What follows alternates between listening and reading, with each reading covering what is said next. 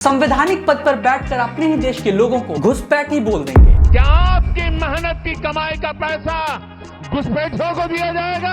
कभी कपड़ों से पहचान लेंगे। ये आग लगाने वाले कौन हैं? वो उनके कपड़ों से ही पता चल जाता है। कभी रमजान और शमशान के नाम पर लोगों के बीच फूट डाल देंगे। गांव में अगर कब्रिस्तान बनता है तो गांव में श्मशान भी बनना चाहिए। अगर रमजान में बिजली मिलती है तो दिवाली में भी बिजली मिलनी चाहिए। दोस्तों, पीएम नरेंद्र मोदी और बीजेपी की पॉलिटिक्स से अगर आप मुसलमान शब्द को निकाल दें तो वे शून्य हो जाते हैं। आखिर प्रधानमंत्री मोदी और बीजेपी को वोट हासिल करने के लिए मुसलमानों के खिलाफ हेट स्पीच का सहारा क्यों लेना पड़ता है? प्रधानमंत्री मोदी के पॉलिटिकल करियर में हेट स्पीच का ट्रैक रिकॉर्ड क्या रहा है? इलेक्शन कमीशन की खामोशी क्या कुछ बयान करती है? जानेंगे आज की इस वीडियो में।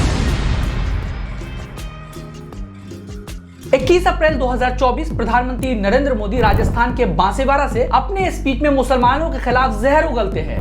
देश की संपत्ति पर पहला अधिकार मुसलमानों का है। इसका मतलब ये संपत्ति इकट्ठी करके किसको बांटेंगे? जिनके ज्यादा बच्चे हैं उनको बांटेंगे, घुसपैठियों को बांटेंगे। फिर ये स्पीच सोशल मीडिया पर तेजी से वायरल होने लगती है। इस भाषण की आखिर सच्चाई क्या है? पहले इसे समझते हैं। प्रधानमंत्री नरेंद्र मोदी इस स्पीच में कांग्रेस के मैनिफेस्टो पर निशाना साधते हुए कहते हैं कि अगर कांग्रेस सरकार आई तो वो वेल्थ का रीडिस्ट्रीब्यूशन कर देगी। फिर सवाल उठता है कि किसको? तो इस बात को क्लियर करने के लिए प्रधानमंत्री नरेंद्र मोदी साल 2006 में तब के प्रधानमंत्री मनमोहन सिंह की एक स्पीच का हवाला देते हैं। According to PM Modi, former prime minister Manmohan Singh ने अपने भाषण में कहा था कि संसाधनों पर पहला अधिकार मुसलमानों का होना चाहिए। इस स्पीच में प्राइम मिनिस्टर मोदी आगे कहते हैं कि कांग्रेस देश की संपत्ति को उन लोगों के बीच रीडिस्ट्रीब्यूट कर देगी जो घुसपैठिए हैं और ज्यादा बच्चे पैदा करते हैं। ये हिंदू, मुसलमान, सिख, ईसाई, जैन, पारसी यानी कुल 140 करोड़ जनता को रिप्रेजेंट करने वाले लीडर की भाषा है। चौंकिए मत, पीएम मोदी और बीजेपी की इंटायर पॉलिटिक्स इन्हीं हिंदू मुसलमान भाषणों के आसपास घूमती है। पर वो कैसे? वेट एंड वॉच, वीडियो में आगे सब कुछ एक्सप्लेन करूंगा। बट पहले पीएम मोदी की इस स्पीच की रियलिटी समझते हैं। पीएम मोदी के इस पूरे बयान में 3 क्लेम्स सामने निकल कर आते हैं। पहला तो ये कि पीएम मोदी के अकॉर्डिंग कांग्रेस के मैनिफेस्टो में कहा गया है कि वो लोगों के वेल्थ का पता लगाएगी। दूसरा क्लेम उन्होंने ये किया कि farmer prime minister Manmohan Singh ने कहा था कि संसाधनों पर पहला अधिकार मुसलमानों का होना चाहिए। एंड तीसरा क्लेम जो कि बेहद शर्मनाक है कि कांग्रेस वेल्थ का डिस्ट्रीब्यूशन उन लोगों के बीच कर देगी जो घुसपैठिए हैं और ज्यादा बच्चे पैदा करते हैं। इन बातों को समझने के लिए सबसे पहले आप कांग्रेस के मैनिफेस्टो पर नजर दौड़ाइए एंड सीधे इस सेक्शन पे आ जाइए जिसका टाइटल है इक्विटी एंड सोशल जस्टिस। अब आप इस हिस्से को देखिए। इसमें कहा गया है कि कांग्रेस अगर सरकार में आई तो देश भर में कास्ट बेस्ड सेंसस कंडक्ट करवाएगी जिससे अलग अलग कास्ट एंड सब कास्ट की सोशियो इकोनॉमिक कंडीशन का पता लगाया जा सकेगा एंड उस डेटा के आधार पर पॉजिटिव स्टेप्स लिए जाएंगे। इस पूरे मैनिफेस्टो में वेल्थ के रीडिस्ट्रीब्यूशन की बात कहीं पर भी नहीं की गई है। इस तरह दोस्तों पीएम मोदी के मैनिफेस्टो वाले क्लेम में दूर दूर तक सच से कोई नाता नहीं है। अब बात करते हैं अगले क्लेम की जिसमें वो farmer prime minister Manmohan Singh के 18 साल पुराने स्पीच का हवाला देते हैं। इट्स ट्रू कि farmer prime minister Manmohan Singh ने मुसलमानों के फर्स्ट राइट टू रिसोर्स की बात की थी, लेकिन किस कॉन्टेक्स्ट में की थी ये भी समझना जरूरी है। उन्होंने कहा था कि schedule caste and schedule tribe को पुनर्जीवित करने की जरूरत है। हमें नई योजनाएं लाकर ये सुनिश्चित करना होगा कि माइनॉरिटीज और खासकर मुसलमानों का भी उत्थान हो सके, विकास का फायदा मिल सके। इन सभी का रिसोर्सेज पर फर्स्ट क्लेम होना चाहिए। दोस्तों, मनमोहन सिंह ने एससीज, एसटीज एंड मुसलमानों को वेलफेयर स्कीम में फर्स्ट राइट देने की बात की थी। जाहिर सी बात है कि देश का विकास तभी होगा जब हर एक इकोनॉमिकली वीकर सेक्शन अपलिफ्ट होंगे एंड इसलिए गवर्नमेंट स्कीम्स लेकर आती है ताकि ओवरऑल कंट्री का डेवलपमेंट हो सके। प्रधानमंत्री नरेंद्र मोदी ने farmer prime minister Manmohan Singh के 18 साल पुराने बयान को भी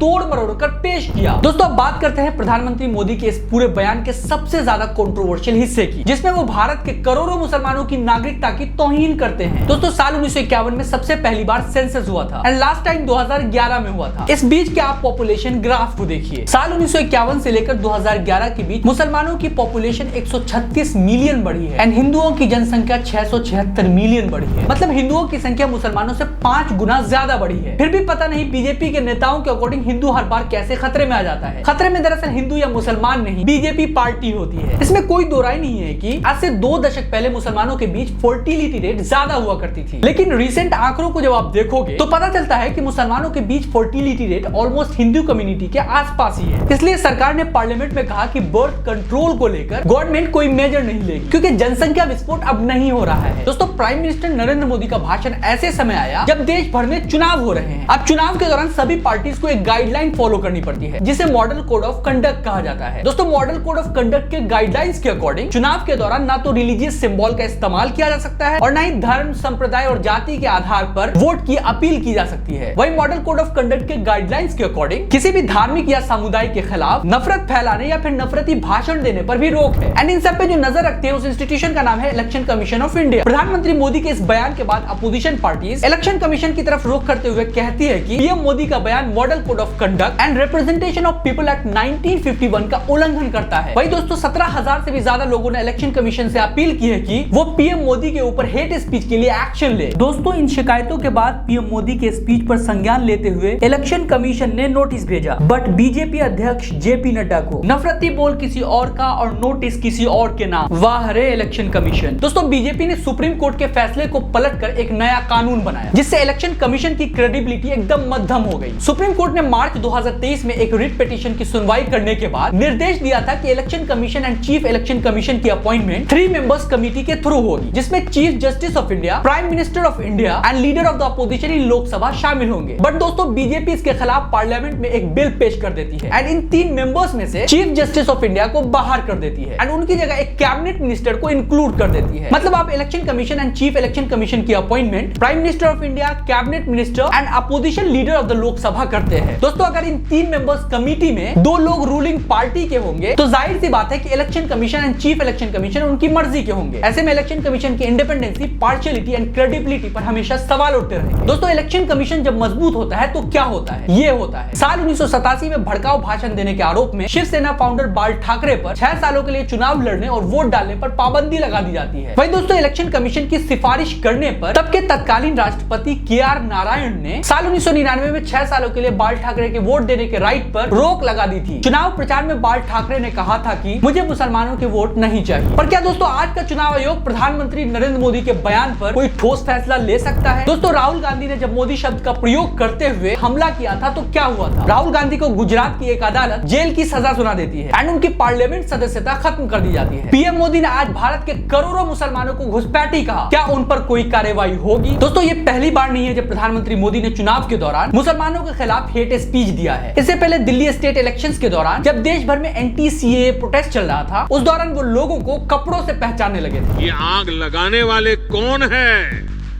वो उनके कपड़ों से ही पता चल जाता है। साल 2017 में उत्तर प्रदेश विधानसभा चुनाव के दौरान एक रैली में प्रधानमंत्री मोदी कहते हैं कि अगर गांव में कब्रिस्तान बनता है तो शमशान भी बनना चाहिए। रमजान में अगर बिजली मिलती है तो दिवाली पर भी मिलनी चाहिए। गांव में अगर कब्रिस्तान बनता है तो गांव में श्मशान भी बनना चाहिए। अगर रमजान में बिजली मिलती है तो दिवाली में भी बिजली मिलनी चाहिए।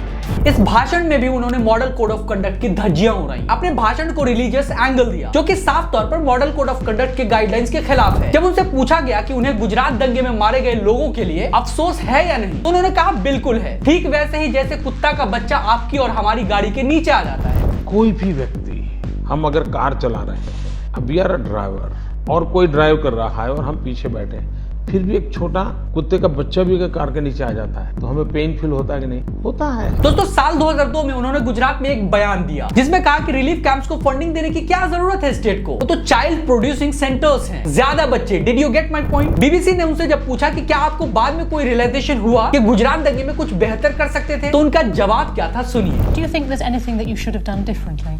Yes.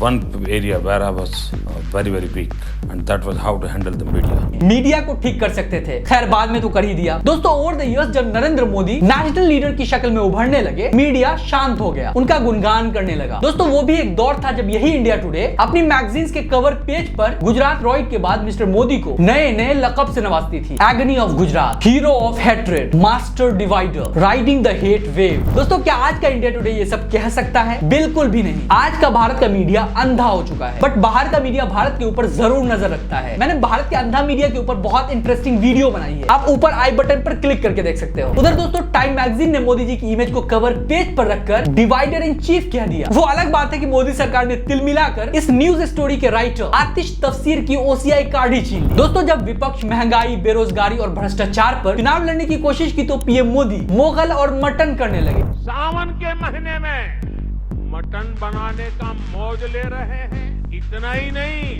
वो मुगल के लोगों के जमाने की जो मानसिकता है ना, उसके द्वारा वो देश के लोगों को चिढ़ाना चाहते हैं। तमिलनाडु में भी उन्होंने विकास मॉडल का नहीं बल्कि धर्म का ही सहारा लिया। इंडी अलायंस वाले लोग बार बार जानबूझकर हिंदू धर्म का अपमान करते हैं। हिंदू धर्म के खिलाफ इनका हर बयान बहुत सोचा समझा हुआ होता है। आप देखिए, और किसी धर्म का अपमान डीएमके कांग्रेस का इंडी अलायंस कभी नहीं करता। किसी और धर्म के खिलाफ इनकी जुबान से एक शब्द नहीं निकलता, लेकिन हिंदू धर्म को गाली देने में ये एक सेकंड नहीं लगाते।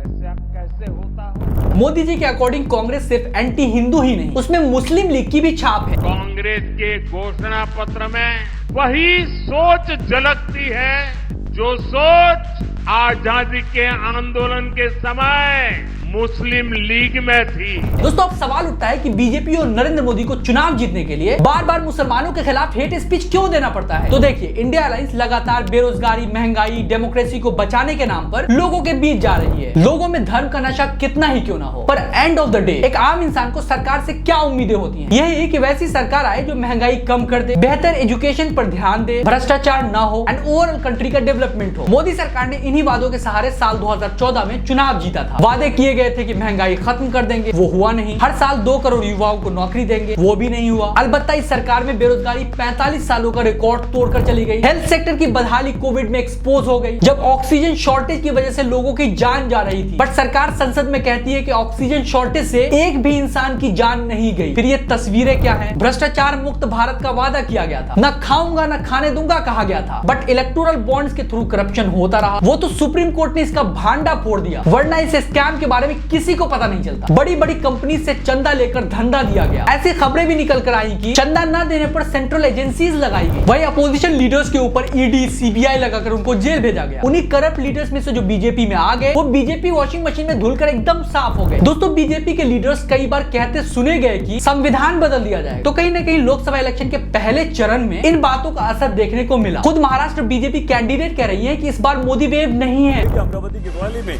नवनीत राणा ने कार्यकर्ताओं से कहा कि इस बार मोदी की हवा नहीं है। हकीकत भी दोस्तों यही है। बीजेपी के पास 2019 जैसा कोई ठोस मुद्दा नहीं है। लाइक बालाकोट एंड पुलवामा, राम मंदिर के निर्माण को लोग आस्था के नजरिए से देख रहे हैं, राजनीतिक रूप से नहीं। दोस्तों, अभी रिसेंटली फर्स्ट फेज का चुनाव हुआ। वोटर्स के परसेंटेज में भारी गिरावट देखी गई। पहले फेज के 102 सीटों पर हुए चुनाव में कुल 62% वोट पड़े। इन्हीं सीट्स पर 2019 लोकसभा इलेक्शन में 70% वोट पड़े थे। एंड कई एक्सपर्ट्स ये बता रहे हैं कि 2019 और 2014 लोकसभा इलेक्शन जैसा इस बार मोदी लहर नहीं है। फिर बीजेपी के पास वोटर्स को पोलराइज करने का दूसरा ऑप्शन क्या बचता है? जाहिर सी बात है, हिंदू मुसलमान। इसी नुस्खे को पीएम मोदी आजमा रहे हैं। चौंकिए मत, ये उनका पुराना एंड इफेक्टिव फॉर्मूला है। इसमें वो कितने कामयाब होते हैं वो तो 4 जून को ही पता चलेगा। पर दोस्तों, मेरी आप सबसे एक छोटी सी अपील है, रोजगार के नाम पर वोट कीजिए, बेहतर शिक्षा के नाम पर वोट कीजिए, देश में हर धर्म के बीच मोहब्बत कायम रहे इस नाम पर वोट कीजिए। मोहब्बत जिंदाबाद, हिंदुस्तान जिंदाबाद, जय हिंद।